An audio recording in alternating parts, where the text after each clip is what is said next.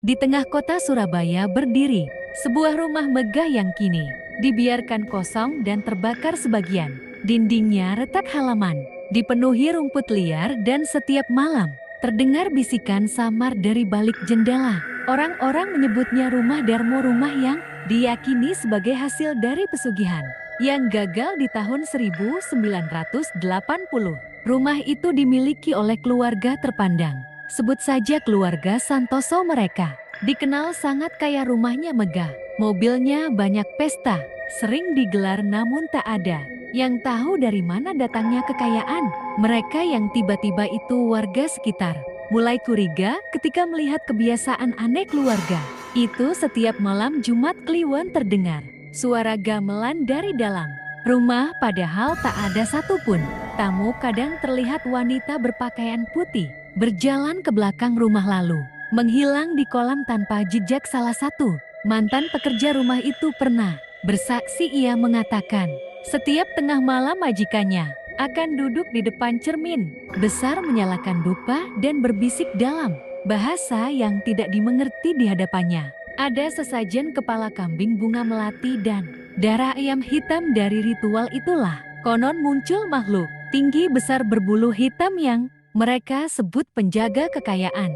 Makhluk itu memberikan emas dan harta, tapi dengan satu syarat: kekayaanmu abadi selama kau menyerahkan satu jiwa keturunanmu setiap 7 tahun. Tahun demi tahun berlalu, kekayaan keluarga Santoso semakin besar, tapi saat waktu perjanjian berikutnya tiba, mereka menolak menyerahkan tumbal. Mereka mencoba melarikan diri dengan kapal pribadi menuju Pulau Madura, tapi malam itu badai besar datang, kapal mereka tenggelam tanpa sisa. Tidak ada satupun jenazah ditemukan. Warga percaya mereka tidak benar-benar mati, melainkan ditarik ke alam lain tempat mereka membuat perjanjian. Sejak saat itu rumah Darmo ditinggalkan, tak ada yang berani masuk karena setiap orang yang mencoba tidur di sana selalu diganggu. Ada yang melihat bayangan keluarga lengkap duduk di meja makan, padahal rumah itu kosong. Ada pula yang mendengar suara langkah kaki atau teriakan minta tolong dari dalam dinding. Hingga suatu malam di awal tahun 2000, rumah itu terbakar secara misterius.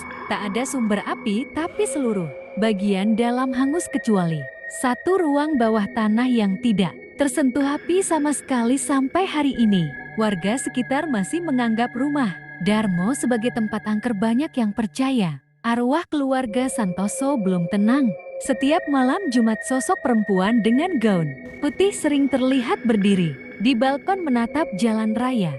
Sementara di dalam rumah, aroma dupa dan suara gamelan kadang terdengar kembali, seolah ritual lama itu masih berlanjut, dilakukan oleh mereka yang sudah tak lagi hidup. Rumah Darmo kini hanya sisa puing, tapi legenda pesugihan itu tak pernah padam.